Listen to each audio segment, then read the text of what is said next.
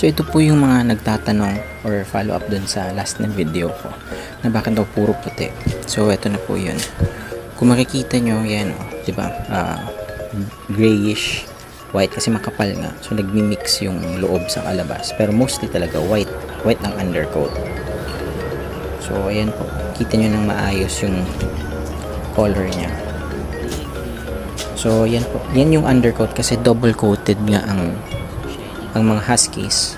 So dalawang coat nila, yung outer yung mahaba na may color, saka yung mga nasa loob lang, kaya makita nyo pag kinomb or grenache, lumalabas siya from ilalim.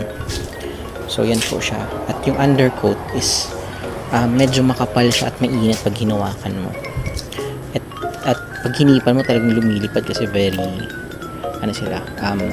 makapal na manipis. Ayan. So ayan po yun.